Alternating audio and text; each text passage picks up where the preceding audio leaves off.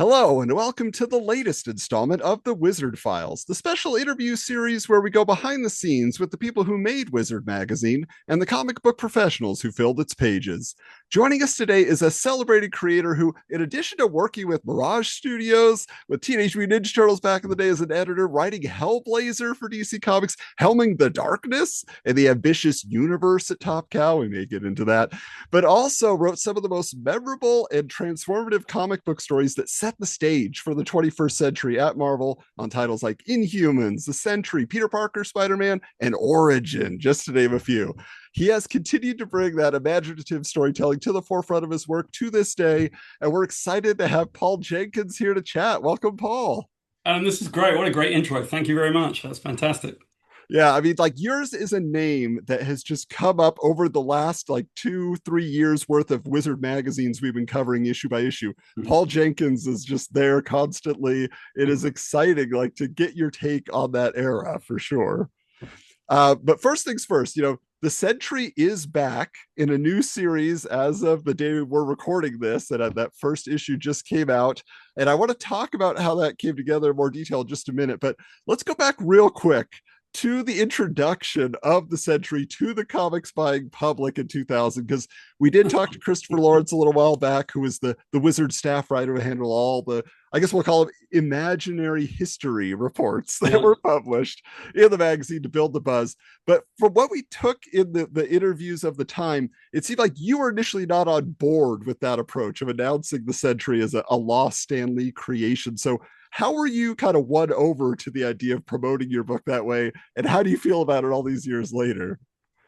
I don't think it's that accurate to say I wasn't on board. I was a little unsure that I would be very good at it. Like Joe and Jimmy, Joe Quesada and Jimmy Palmiotti are fantastic. They could, they could do the P.T. Barnum, right? But for me, I actually thought it was a genius idea. I actually really liked it. So, Okay. incorrect. I thought it was wonderful because and I helped contribute to the idea in some ways because um, it reflected the comic. And there's so many layers of depth to the comic, which I might get into in a minute because I think it's like fascinating. And I think that people don't really realize how much was in the Sentry and what it represented. But I thought, wow, this is another layer, right? Like we're literally pretending that we don't remember this superhero. And the story itself is about not remembering the superhero. The biggest issue that I had with it was that I'm a horrible liar. I'm awful. I think I can do most things. I studied to be an actor, so it's not like I can't do it at all. But I felt like it was potentially deceptive. So I wasn't sure if it was deceptive or if it was actually additive. Hindsight tells me I think it was very additive, and I don't think that we would have been able to do it without it. But and frankly, I created the name for Artie Rosen, the imaginary the imaginary artist that didn't exist. Most people don't know that the picture that we used for Artie Rosen was a picture of Joe's wife's grandfather. So what can you say? Anyway, when we got to conventions, especially I remember San Diego that year when the whole thing was going, Joe would turn to me and say, "Right, Paul, you discovered this secret folder full of Sentry that no one, and you can't quite remember it, right, Paul? He's playing the game." And I'm like, "Yeah, I think so. I don't know." I was absolutely terrible at this. But I managed to get through it. And in hindsight, I look at it and go, I don't know that you could introduce a character any better way. I think it was actually really clever. It really was. I mean, yeah, for those of us at the time, like in the first moment of hearing about it, it's like, what? Like, how could this Yeah. be? And then even when the rug was pulled a little bit, we were like, okay, you know what? But it was still awesome. It got us excited. And now we have a cool story that it got us to read.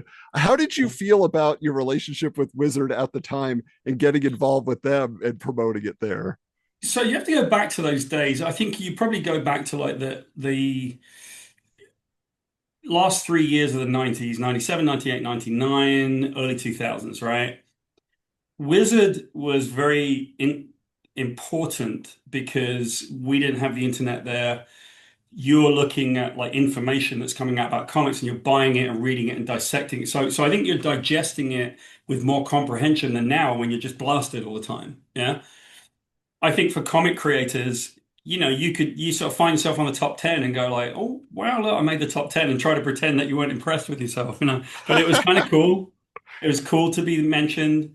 After a while, once Inhumans hit, I had been doing Hellblazer and not really. Hellblazer's like the professionals kind of gig, like every professional would love to do Hellblazer. I was lucky enough to do more issues of Hellblazer than anybody. So I had cut my teeth, but I had clearly lived in this weird place where I don't know how to say this better.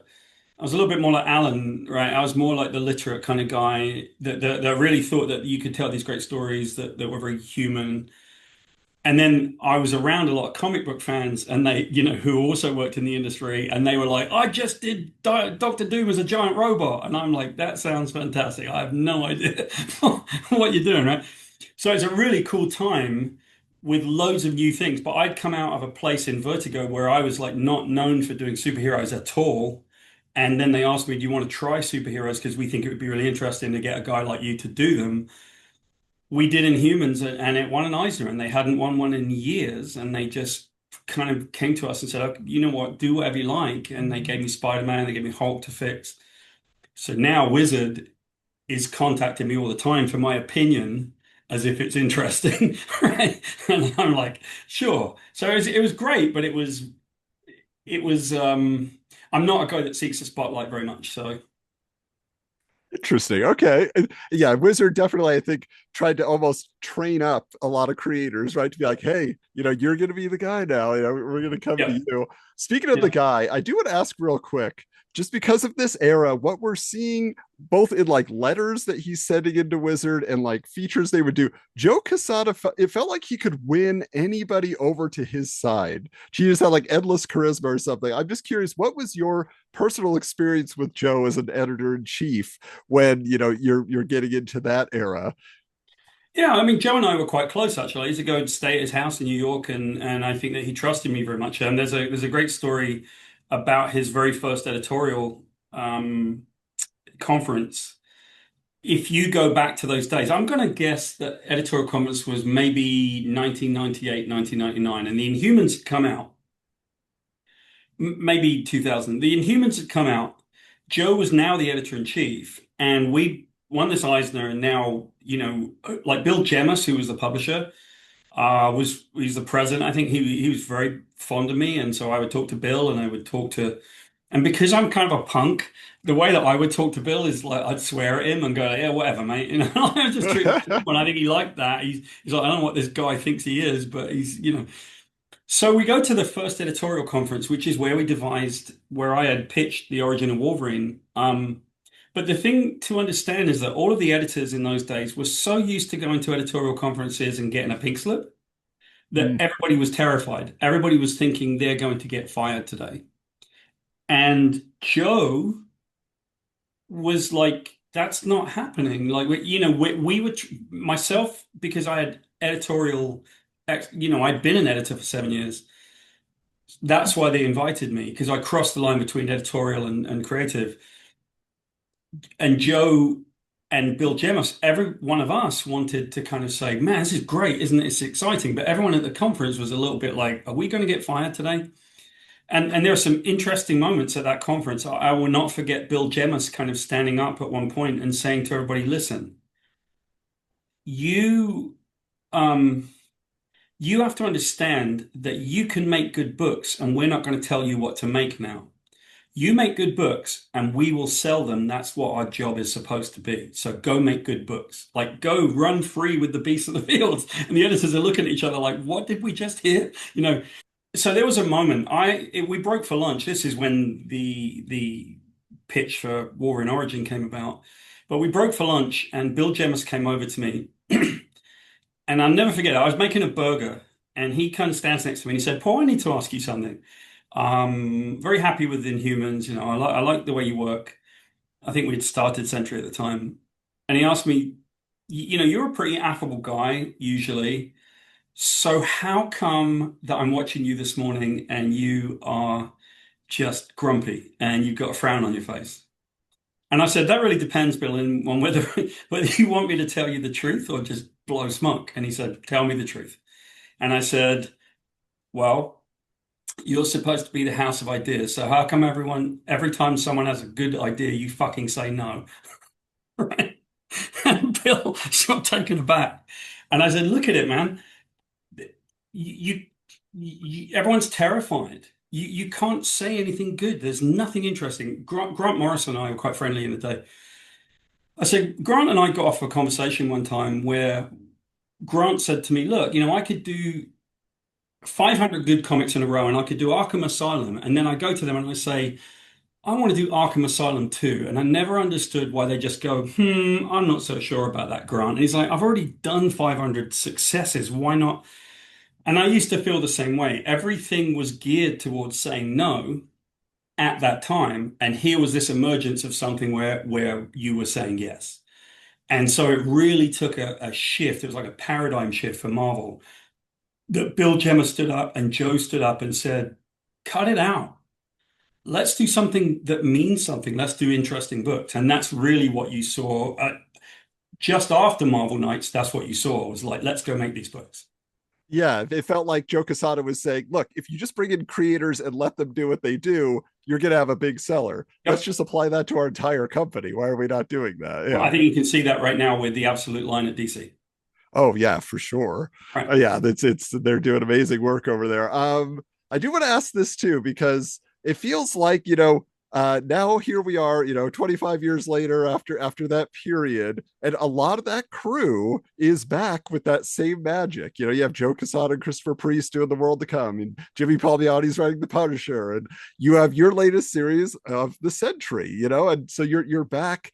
I'm curious, how did that project come about in Mm. its form now? Because I picked up my issue today. I loved it. It feels 100% just in line with what you've done in the past and just Yeah. giving us more. It's like, oh, we get more now. Great. Yeah, right. Yeah, I think it probably was set up to be that. Also, I'm working on Captain Marvel as well, and that's coming out in 2 weeks. Yeah. So they've allowed me to kind of get a character and do.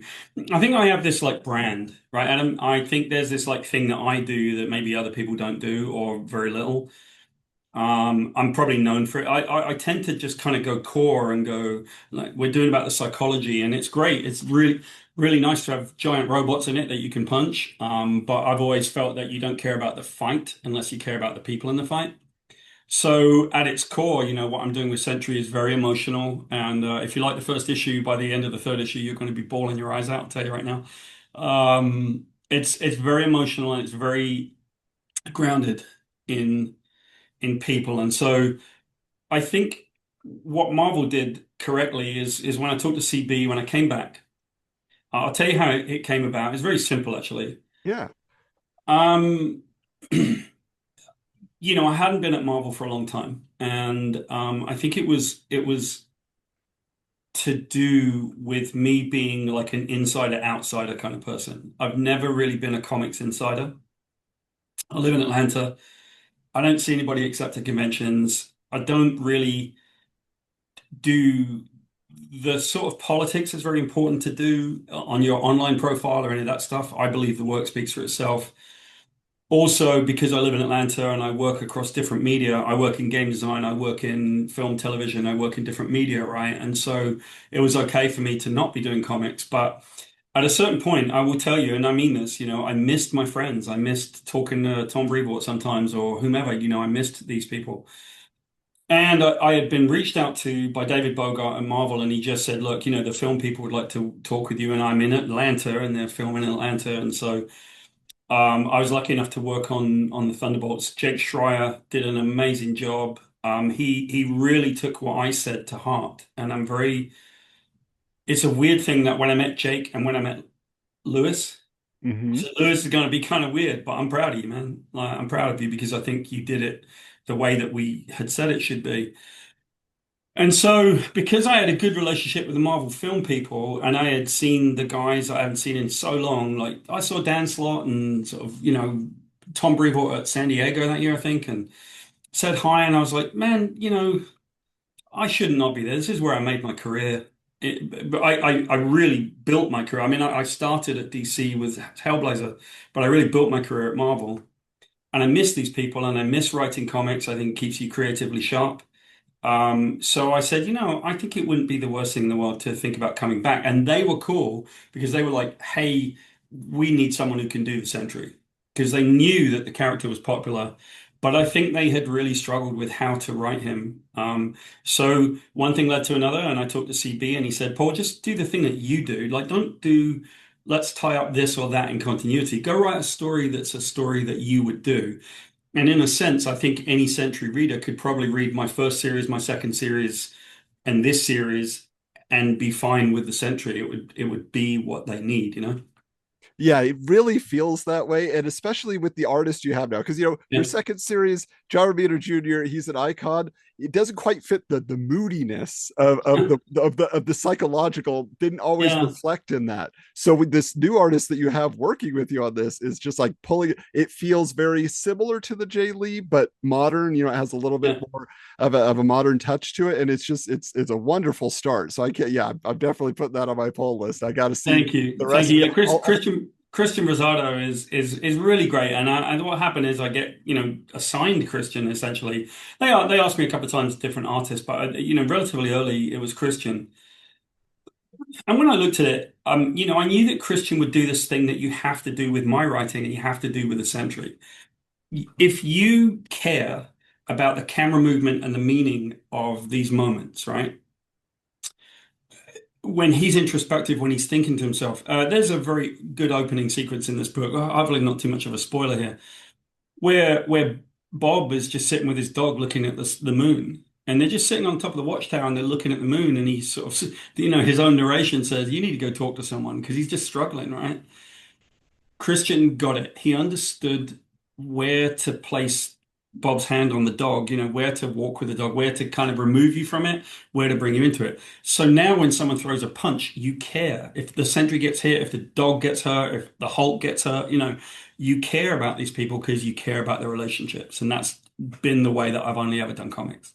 Yeah. And I mean, like, yeah, you definitely like you say, you have kind of your style. And I think Hmm. people have been missing that a little bit at Marvel. So it is a great feel. I will say personally for me, I've been searching for a Marvel book for quite a while that I could stick with and want to see to the end. And it's been a little bit hard. So this is the Yeah. one that hooked me. So I was very excited to, I've been hearing this from every retailer I speak to, yeah.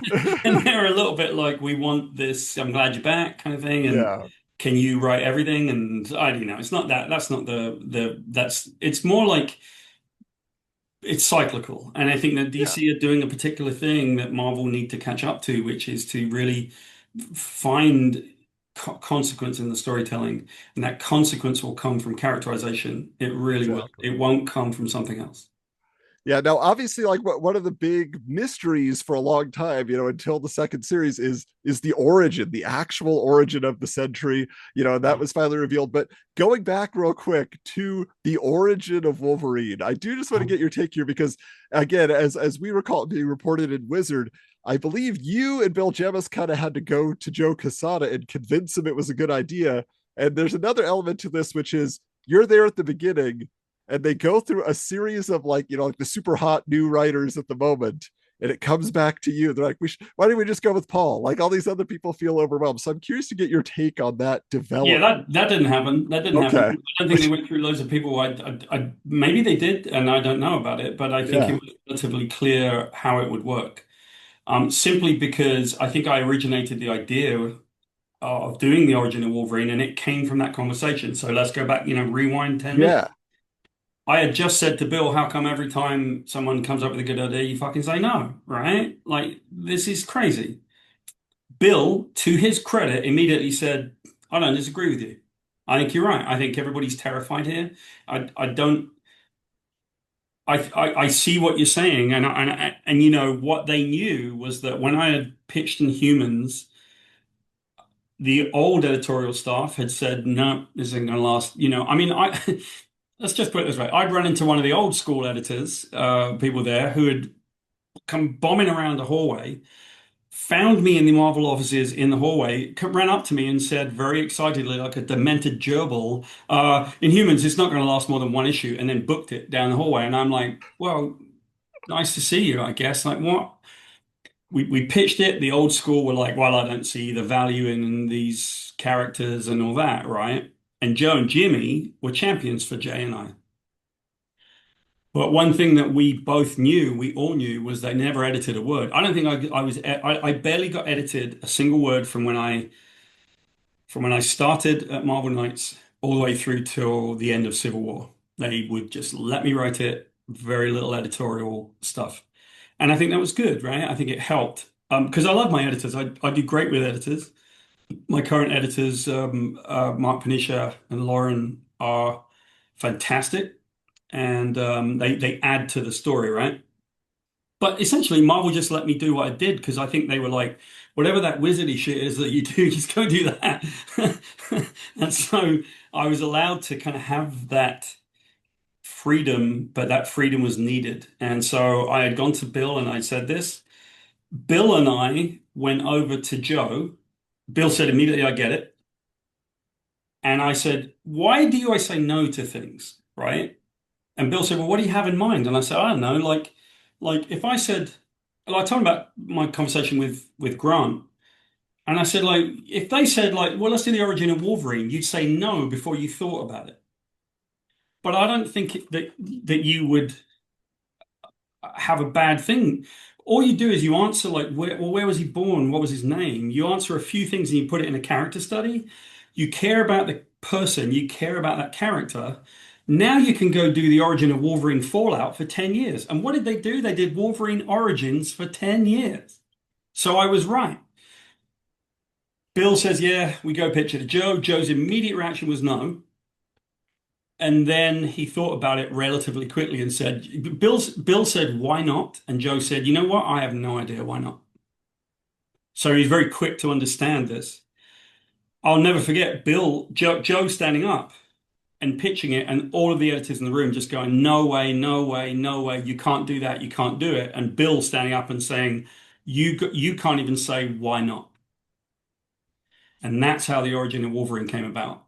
And so Yeah. then because I was tied to it, there was this thing. I had pitched the idea, well, why not do the smallest little things, his name, all that. And then I had this thing, and this is very me.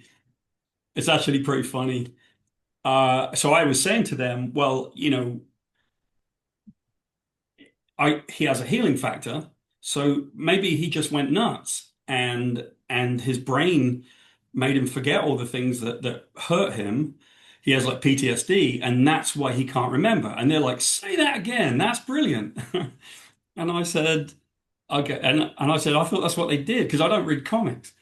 And they went, okay, well, good enough, right? And that was literally the way that we did it. We just kind of built it out that he had PTSD and he couldn't remember. Wow. So it's almost like it's like psychological damage and his brain is healing that. Yeah, Yeah. that's His brain interesting. makes Yeah. him forget because it heals the Yeah. psychological damage that he had from accidentally, spoiler alert, killing Rose in the Yeah. origin. Wow. Yeah. So that's wild. And so now obviously it became a huge deal. I mean, it's hard to imagine it wouldn't have been.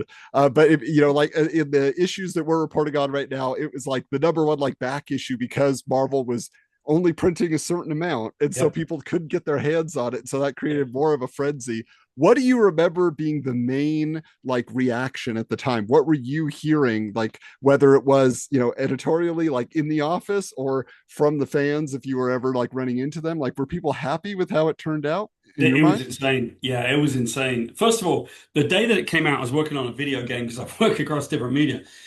I was in Vancouver and I rarely go to comic book stores to see my new work or anything like that. I don't particularly like to be a celebrity person because I think we all see each other at eye level. But I'm happy to be someone's celebrity when they meet me, and if they're really excited, I'm happy to sign something and shake the hand and be kind. But I don't think that any person is above another person in status, probably because I come from pretty humble beginnings, and so. I thought, well, I will go down because I'm really interested. No, this is a big book, and Marvel had just told me that it was the number one selling book in 10 years. So it was the number one book for a long time. I went down to a comic store. I'm just walking in. This is the way comic stores can be, and I can hear the retailer berating this lady who has come in with her kid to buy a copy of it. And he's saying, this is stupid. They're messing it up. And he's unselling the book that she's come in to buy.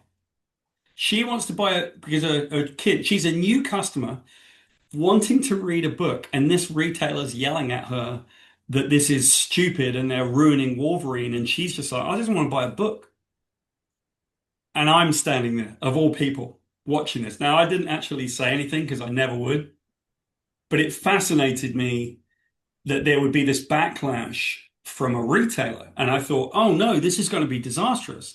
Across the world, people are just going to yell and say, and that actually wasn't the case. It was massive. And I'll never forget going to San Diego that year.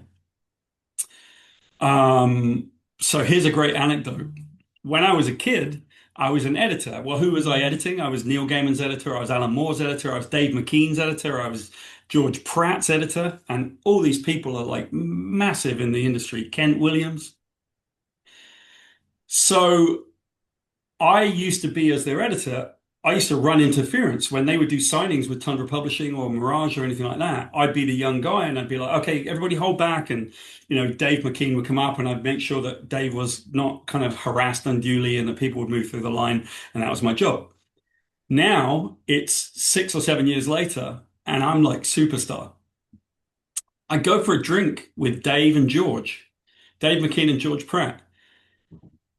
And they said, because people wouldn't leave me alone, they blocked off this little piece of hallway so that people couldn't get to me. And they're sitting there going, and I said, isn't it ironic?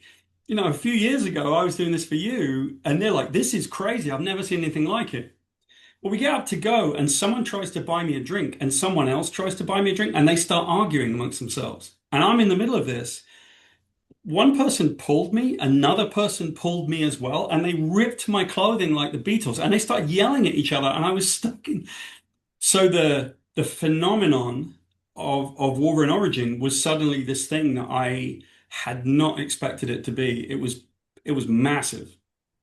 Now, I'm curious about this because, again, you're doing all these projects for Marvel. They're all hits. Everybody's really enjoying what you're doing.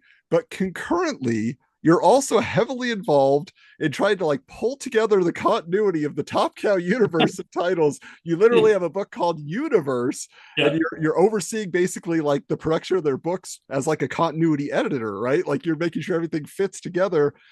So there's even a $10,000 giveaway as part of that initiative, right? yeah. Buy all the books so you can get it all. So how did you feel about your time at Top Cow? Do you feel like you achieved your goal that was laid out for you with that particular project? I would have to say I achieved my goal because they literally took my idea for the world thing and they used it in a bunch of other books afterwards, right? If you remember all those things about, I had told them that I think the thing that they were missing was a why, right? I always do this with people.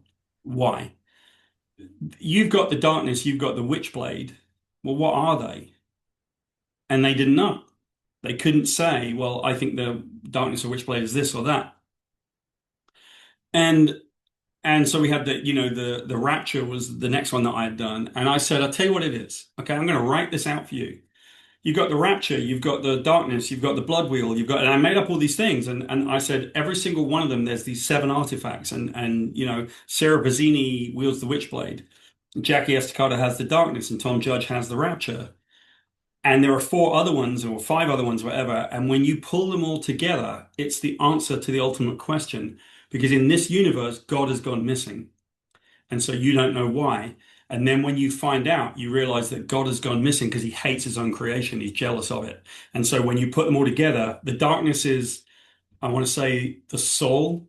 The Witchblade is the strength. The Rapture is the skin or the binding. And it makes this creature that will destroy the universe. So we had this whole thing. And so all of their subsequent books took these ideas and actually used the names and all the stuff I created to make their books. So more than just an editorial thing, it was more of a, hey, I can see how your universe needs to be made. And if we don't make it this way, you don't really have anything. So let's go make it. Let's go make the universe happen. Yeah. I mean, it really was fascinating, especially the ideas that you were mixing into that Inferno Hellbound book. Like nuns are in hell. Everybody who dies goes to hell. What? It was so fun to Yeah. it. Yeah, no, yeah, there was a lot going on in there. It was fun. It was a fun time for me because people, and I think this is why I'm grateful. People trusted me, right? They were like, we want you to write whatever you want to write. We trust you. and I could do it, and they were happy with it, and the fans liked it, right? I remember coming into Marvel after Marvel Knights really went on. And I think what was really cool is they sort of said, "Hey, look, we've got a problem. We got a problem with Spider-Man." And I could see what the problem was. And I think this is a really difficult one to bring up, but I don't think it's a problem for me to be candid because I think it's just this is what was happening, right? They had handed Spider-Man and Hulk at the time to John Byrne, right? And what was really happening is that John had gone down this road where it was almost like he was sort of saying John Byrne's Spider-Man, John Byrne's Hulk. Let me rework all of this stuff, right? I'm going to create it in my own image, as if John had created Spider-Man, John had created Hulk, which obviously wasn't the case. And and John was doing this on the back end of Peter David having written 11 successful years of the Hulk.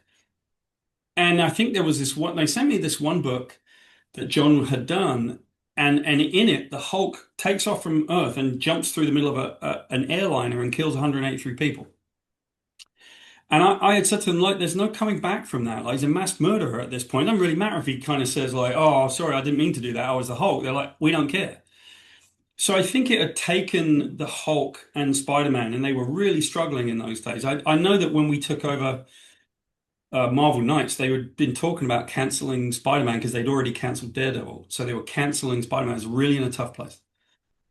And what they did was they handed me the Hulk and they had said, can you do it? And I'm like, just let me look, why not create the ticking time bomb that everybody knows the Hulk is? And so we gave him Lou Gehrig's disease. And when he's got Lou Gehrig's disease, spoiler alert, sorry, um, you know that at some point the Hulk will take over. It's the ticking time bomb that the Hulk needs, and now we've got some drama.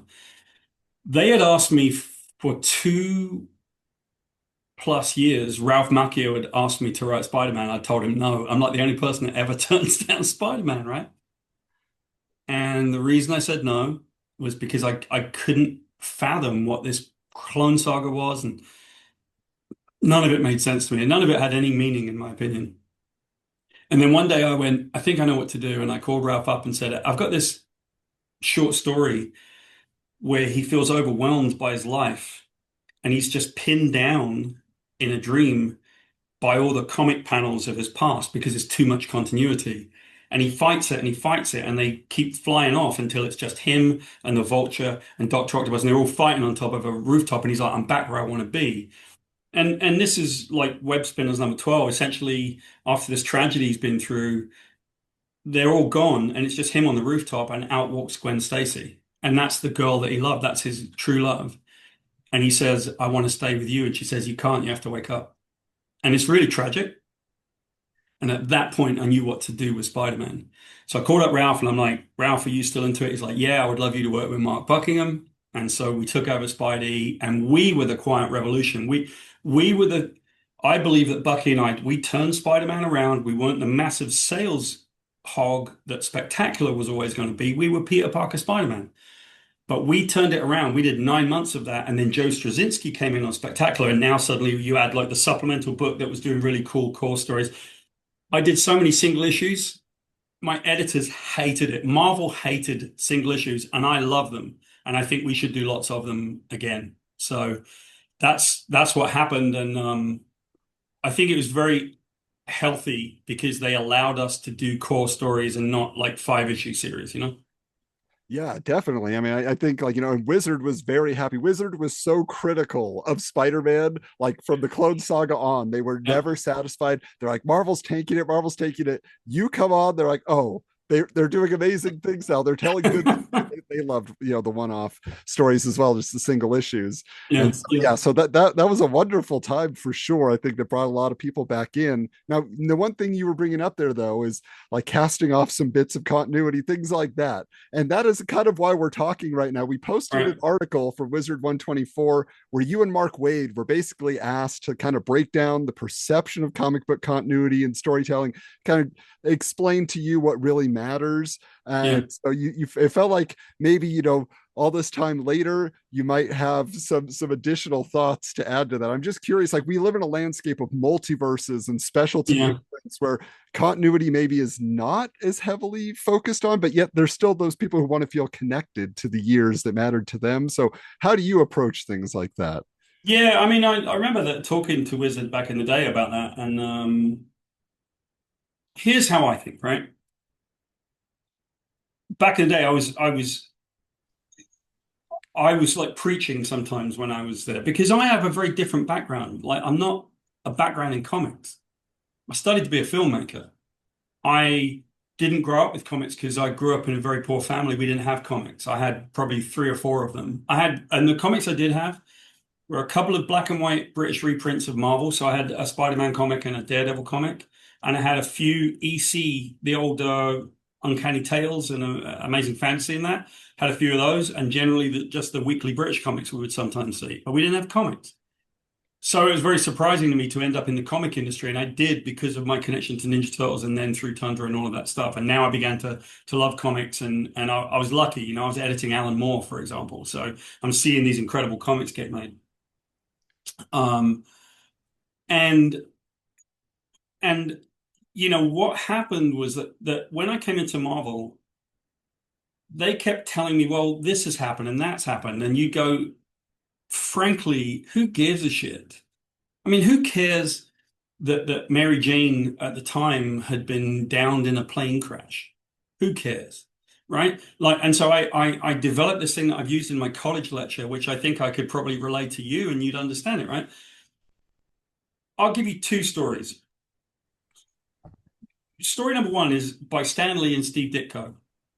And Peter Parker, hapless schoolboy, has been told by his Aunt May to bring home a blueberry pie. And he's got the blueberry pie in his hands, and he's like, I better get home quickly because I might miss dinner, and then they might find out I'm Spider-Man for whatever reason, right? And so he gets in his costume, and he runs across top of New York, and he's trying to get the blueberry pie home because he's late. And he comes around the corner, and the Green Goblin's there, and now he has to have a fight, and he's looking after the blueberry pie. And we know the fate of the blueberry pie, and lo and behold, the Goblin throws a punch, the pie lands, he ruins the pie, gets away, gets home, and Aunt May's like, "You kid," and it was very teenage, right? And on the other hand, in my time, Mary Jane just died in a car crash, and in a plane crash. And I submit to you that you care more about the fate of the blueberry pie with consequence than you do about Mary Jane, because don't hold your breath, she's coming back in a minute. And to me, that's why I didn't care about continuity. I was like, and I still don't in some ways. And that's why I'm grateful that Marvel have allowed me to tell two self-contained stories that don't rely on current continuity, right? And I don't think they should be doing current continuity. I think they need to get rid of these crossovers and this stuff that just can't do stories that have consequence. Because what I'm fascinated by is I got to see a lot of work on Sentry, and I am very supportive of creators, but I didn't care for it. I'm like, none of you people cared about the Sentry. You didn't care about why it was important. It was about our struggles with our own mental health and the things that we can't fix and family trauma and mental health issues. You guys have made it a series of like power sets. Who punches the hardest? How does he rip an airline in half? How does he throw someone into the sun? No one cares about that if you don't care about the people. And I think that's what breaks with continuity. I think you can use it so you don't contradict things too badly. You don't need to turn Wolverine into a different type of personality just because you want to do it differently. Keep who he is, but don't be a slave to everything that's ever happened. So I got one last anecdote for you on that topic, which I think is quite funny. I was at a convention and someone had come up and they were a Spider-Man fan. And in those days, you had these auditoriums. It was actually a Wizard World convention. Oh, So I'm on a stage and this fan comes up and he's like standing in line and you can see him fidgeting. And I don't know if you understand, but those of us who are pros that have done this plenty of time, we're like, hang on, this guy's got, look out for this one, right? And the guy comes up and he says, yeah, I got a question for Paul Jenkins. Do you know Spider-Man's favorite flavor of pizza? And I had just taken over Spider-Man. And I kind of look at whoever's next to me and I'm like, I said, pepperoni. And he lost it. The guy starts yelling. Everybody knows that in issue number 603 or something or other, he said specifically he didn't like pepperoni pizza. And that's why you shouldn't be writing Spider-Man. And went off. how can you begin to care with such obviously contradictory things? How can you begin to care about whether or not you can? Stan Lee had the right idea. If anyone spots a continuity, or give him a no prize. All right, congratulations. You won a no prize, moving on. So that's kind of how I feel about continuity. Only if it keeps the core of the why of the character is useful. But if he did something there and you want to contradict it, are you writing a good story? Then do that story. Yeah, it because it is interesting. You think about like what do people point to as like the greatest Batman story of all time? It's like Dark Knight Returns, which is Yeah, like totally out of continuity. They weren't working towards that. It was just here's yeah. Frank Miller's take on Batman, and everybody's like, "That's a great story," you know. Correct Or answer. Correct answer is a killing joke, by the way. But anyway, oh yes, of course, Alan does great work, but also like the idea of something like even in Spider-Man in like a storyline they were doing, but like when Craven kills Spider-Man, like when you get into this whole situation yeah, like that's a dark tale. It's a yeah, psychological tale that people are connecting to, but yeah, that isn't like the quintessential Spider-Man. But everybody points to yeah. Craven's Last Hunt as something like very important. So Which it's just goes back to what Grant and I talked about, what I talked about with Bill Joust, what I talked about with Joe Quesada. It's like, why are we stuck on these? Like, I'll never forget going to another editorial conference, which is probably the worst one I ever went to, where creators were just arguing about, well, what should we do? I don't know. We should bring, you know, some giant robots in and they should attack. And you're sort of like, no one cares. I mean, that's a thing that you could do, but why would you do it, right? Like, what's the reason for Spider-Man? What does that mean to him? What does that mean? None of it was. It was a bit like, let's just talk about spectacle, and spectacle doesn't mean anything. You know, yeah. when you watch the Olympics, a large part of what they're telling you is this is how this person trained and where they came from, not watch these people go fast against each other. If you just watch them go fast against each other, then one guy wins, the other schmuck loses, and that's the end of that, right? No one cares. So Yeah, for sure. Yeah, well, we were watching two different feeds of the Olympics at certain points, and the ones without the commentary, it was just kind of like, okay, they're doing the spin, they're doing the same yeah, thing. It's just like, yeah. Let me ask you this because you brought up your Captain Marvel series. I don't know if you're in promotion mode at this point, but yeah, it's in two why weeks. It comes out. Yeah, okay, 2 weeks. So talk to me. Why Captain Marvel? Did they offer Carol Danvers to you, or did you have something in mind? How did that come about? yeah. They offered it to me because I think they saw that Sentry was quite Sentries. I know this is weird, right? Because I don't do this ever. So if my wife sees this, she's going to go like, "What did you just say?" This Sentry series is special. I know it, and I know it's going to move people very much. I think, especially issue three, and I think especially the resolution. And so I think that I had started with Sentry, and maybe people at Marvel sort of were relieved, and so I talked to them about doing other work, and then they kind of reached out and said, "Hey, look, we'd love to know if you could do Carol Danvers." And I didn't really know anything about her, like I often don't, right? And I looked into her and I thought, man, that's a good character, right? She's been lots of different things. And I saw some old books and I thought it was really funny. It was like some dude's version of feminism, the world's mightiest maiden punches the guy. Isn't she great, boys? She can punch as hard as a man. And I was a bit like, what? What are you doing? And then I read Kelly Sue DeConnick's work and I was like, this is great, right? It's really well done. But I've often had this weird thing about like feminism or anything like that, which is it doesn't matter. If I write good stories in which he's an interesting character, then that's his own thing. And so I took the character and there were a couple of things that he wanted me to do with her. And I said, well, how about this? And I think what we've landed on is again I think that the payoff in the fifth issue, when you see the why hidden behind it and this thing that is there, that gives her a little bit of dimension that adds to what great people have done already with the character. So I think I love the character. I think she's really good. I didn't know that much about her, which is my superhero secret. Like I never know anything about these characters, but I read it and I was like, yeah, this could be really cool. And then when I've got a chance to write her, I'm like, this is great. Because you know what you want? It doesn't, if you strip the power away from any of these people, how cool are they? Well, she's a pilot. She rebelled against her dad and joined the military anyway. She's been the head of NASA's defense. She's been a investigative reporter. She's pretty competent. She's a pretty brave and interesting person. Peter Parker, without the spider powers, would have been a teacher. All of these people are kind of got their own heroism inside them. That's why we care about them, and it's not to do with what their powers are. Yeah, well, that's cool. Yeah, I'll look forward to checking that one out too. Now, as we wrap up here, I did want to ask, we are a Wizard Magazine focused podcast. Mhm. And so I am curious, like looking back on Wizard over, the 20 years that it was published and your involvement with them, things like that. What do you think is the legacy of Wizard Magazine all these years later? It's been gone for quite a while. It's Yeah. not published anymore. Even the conventions are kind of something different now.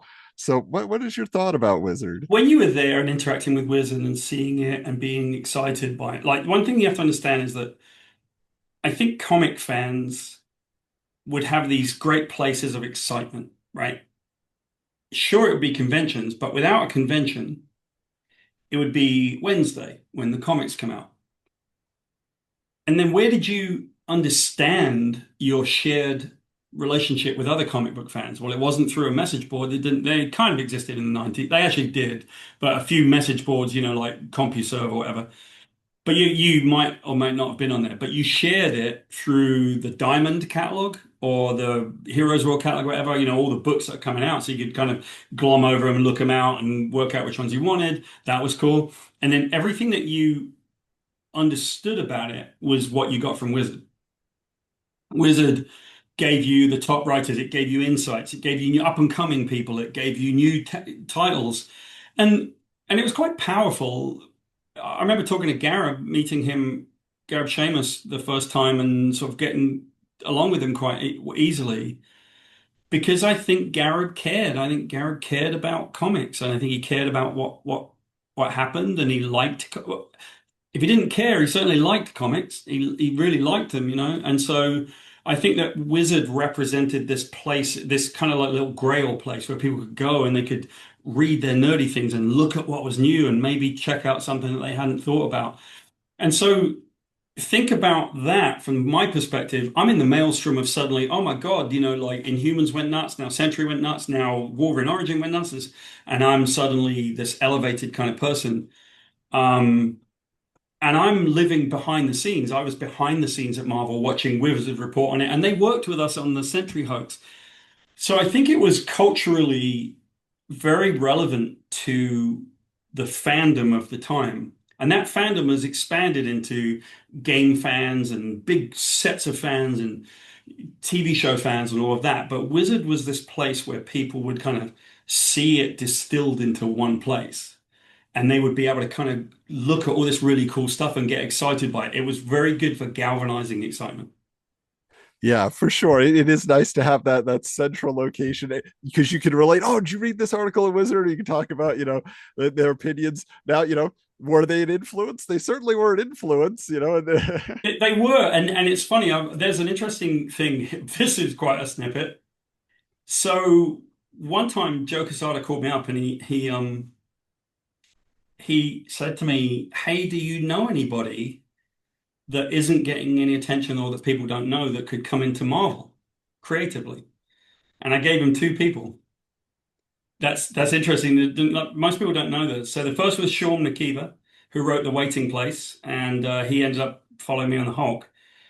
The second was a guy that I had worked with at Todd McFarlane's company when I was doing Spawn the Undead, and he was doing a book called Sam and Twitch, a young guy by the name of Brian Michael Bendis, and I recommended him to Joe, and I think the rest is history. And the reason why that's funny is Brian and I were mates, and we would see each other. And I remember a couple of years after this kicked off, and now Brian was. It was very weird because I was going like this and Brian was going like that. And I said, "Man, I don't envy you." Brian loved it because he could manage the social media side of it. He did the things that I didn't do. So I stayed here and Brian was going like that.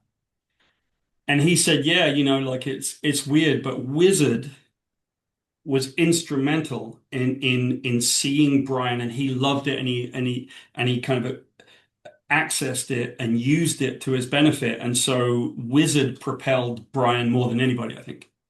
Yeah, well, and the funny thing too about it all is, Joe and Jimmy, got Marvel Knights because the Yep. executives at Marvel are talking to Gareb. They're like, "Who do you think we should put in here?" Yeah. It's Joe and Jimmy for sure, Yeah. and that leads to you, and that leads to Brian Michael Bendis, that leads to all these Yeah. people. So it's kind of wild. It's kind of this hidden history that a lot of people don't know. And now you know why Wizard was so influential. Like that's the bit that people don't understand. It was extremely relevant. It was important. It was I'm not the personality that I see that importance and go and try and make something of it, right? I'm either going to get called by Wizard, what do you think this week? And I'm like, yeah, great. I'll talk to him for a bit and then get back to work. But I think, that Wizard could make or it wouldn't break people in a sense, but it could make people, it could really help them. And so I think that Wizard was very influential. Yeah. Last question I hear that I have to offer up. This is obligatory. We've asked everybody, including Gareb himself. He is the Yeah. figurehead of Wizard Magazine, after all. But Gareb Sheamus, cool or fool? Garrett James, cool or fool? I can only really give one opinion about that, which is I was just always friendly with Gareth, right? So I don't have a cool or fool thing because I don't really know. I suppose some people thought he was foolish and some people thought he was really cool. I have no idea. I just know that I've always been very friendly with Gareth and he was always very friendly and kind to me. So I've got nothing but good things to say about Gareth. Fair enough. Well, here's the thing, Paul. You've been very accessible to us, and we appreciate that. But you're also very accessible to all the fans online. I believe you have a Substack that's going on right I now, do, also. yeah, yeah. It's new for me, right? So I have been a guy that would almost like shun attention like it was a rabid badger, right? I don't go to award ceremonies. I've won plenty of awards. I've got a few of them up here, and I don't go to award ceremonies because I think that it's subjective, and I think that you can't have a best writer or a best book or whatever. But I was always like maybe pushing too humble, and I think it's not helpful. And so I think that it's maybe a good idea. I love interacting with fans. I want to make myself accessible to them. I'm always open to people doing it. I love it when people come to the Substack because I'm going to be doing it regularly. And that Substack will tell you the stuff behind the scenes and intersperse it with comedy so that we can relax sometimes, right? But yeah, it's I can't remember what my Substack is exactly unless you can post the link. Yeah, yeah. We'll drop it in the show notes so Okay. people can find it. Yep. Yeah. And then obviously you're also on social media, so people Mhm. just search for you there. Was it my Paul Jenkins? Yeah, I'm at Michael Jenkins on Twitter slash X, I guess now. I am on Reddit. There's a Sentry subreddit, Oh, which and there's a Captain Marvel one which I've been by a couple of times, but just to say hi. Um, And then I think probably my Facebook page posts things into Instagram because I use my Facebook page to actually connect with people that I know and not promote things. And so, it posts into Instagram. So, you can find me there. Paul Jenkins fair. writes on Instagram. Don't expect a lot of content. Well, thank you again for being here. Thank you for all the years of stories as well. I'm excited that we're getting so many more in the near future. So that's wonderful. And thank you for being here and sharing your stories. It was a pleasure. It was really nice to talk about the old times.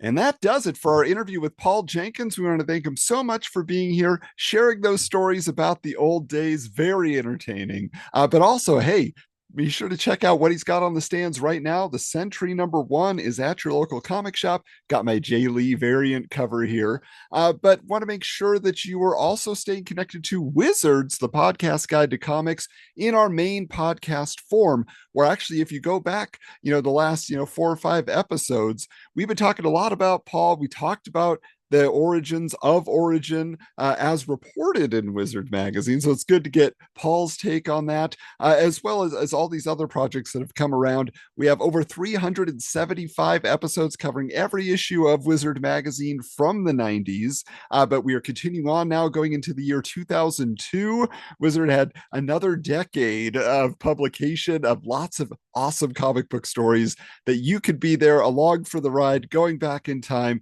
seeing what the hype and the excitement of the early 2000s was all about. But of course, you could also get even more, expand your Wizards experience on Patreon at patreon.com/Wizards Comics, where we have our exclusive Toy Fairs, the podcast. Yeah, as much as you love Wizard Magazine, probably loved Toy Fair Magazine. And we are now covering every issue of Toy Fair each month.